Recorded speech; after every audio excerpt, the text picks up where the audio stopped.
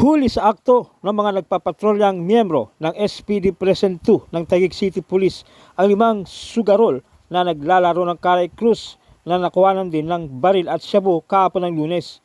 Kinilala ni Police Staff Sergeant Pangaliban ang 5 arestadong suspects na sina alias Israel, 26 anyos na isang tricycle driver, alias Prince, 27 anyos na isang construction worker, alias Joey, 34 anyos na pao mga residente ng Barangay Rizal, Taguig, alias Anisito, 38 anyos at alias Jason, 41 anyos na isang kitchen crew, kapwa residente ng Barangay Pembo, Taguig City. Naganap ang pagdakip sa mga suspek dakong alas 5:30 ng hapon sa Barangay Pembo, Taguig City habang nagsasagawa ng patrolling ang mga miyembro ng SPD Precinct 2. Nadaanan ng mga otoridad ang mga suspects habang nagkakaray krus. Sa pagsasagawa ng body search ay nakuha sa isa sa mga suspect ang kalibre 38 na kargado ng 6 na bala, isang plastic sachet ng hininalang shabu at ang kanilang perang pinaglalabanan na may iba't ibang denominasyon, kabilang na rin ang 3 mamiso na ginamit sa pagsusugal.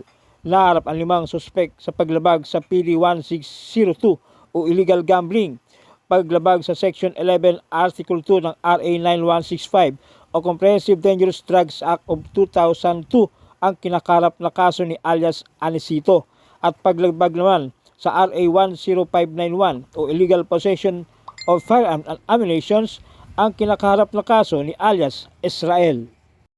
Kalaboso ang 2 drug suspects sa isinagawang magkasunod na bypass operation sa Taguig. Ayon sa Taguig City Police, unang naaresto ng Station Drug Enforcement Unit sa pangunguna ni Police Staff Sergeant Martel Lacuesta ang isang alias Danilo, 58 anyos na isang tricycle driver at tulak umano ng droga sa Barangay Ususan, Taguig. 3 sachet ng hininalang shabu na nagkakalaga ng mahigit 112,000 pesos at cigarette box ang nakumpiska sa unang naarestong drug suspect. Ikaw, Danilo Pahulio ay Andahaw. Ako si BSSD Danny Kulimay Jr. ng SDIO Taguig Police Station.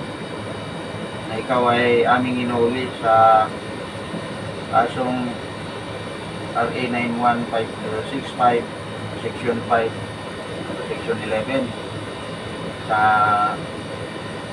bypass. Ito sabihin ko nga yung karapatan na ikaw ay may karapatang manahimik. Ano mang ang iyong sasabihin ay maaaring gamitin laban sa iyo sa lahat ng korte dito sa Pilipinas. Ikaw ay may karapatang gumawa ng iyong sariling abogado. Kung wala kang kakayanan, ikaw ay bibigyan ng ating gobyerno. Ikaw rin ay naiintindihan mo ba ang iyong karapatan? Sumunod naman na naaresto sa magkasunod na araw ng SDIO sa panguna ni Police Master Sergeant Daryl Genetia ang isang street-level individual na si alias Leo, 42 anyos sa Barangay Lower Bicutan, Taguig City.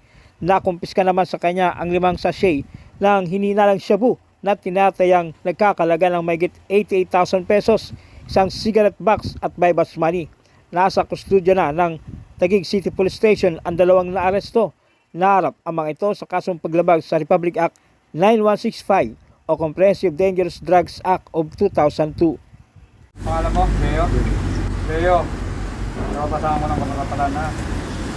Ikaw ay na-arrest namin sa ng pag-iingat ng dito sa ngayon.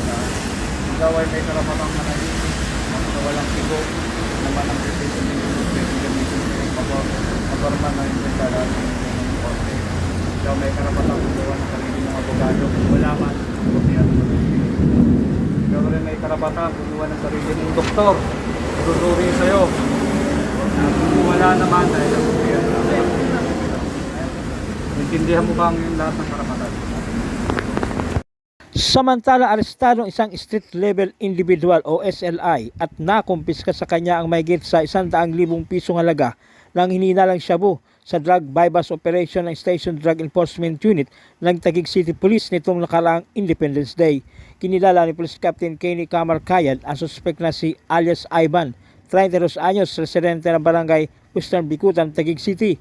Nagkasama mga operatiba ng drug bypass operation ng SDIO kasama ang mga tauhan ng Substation 2 sa pangunan ni Police Major Jefferson Sempuego sa ganap na alas 8:30 ng umaga sa alley of TUP Compound, Barangay Western Bikutan na nagresulta sa pagkakaaresto ni alias Ivan matapos magbenta ng hininalang shabu sa pulis na nagpanggap na bilang posture buyer. Kapalit ang mark money.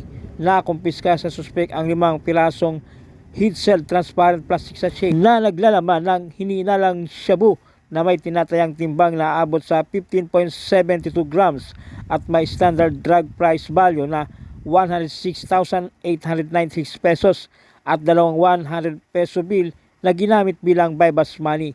Kasalukuyang nasa kustodya ng Taguig City Police Station ang nasabing suspek at naharap ito sa kasong paglabag sa RA 9165 o Comprehensive Dangerous Drugs Act of 2002.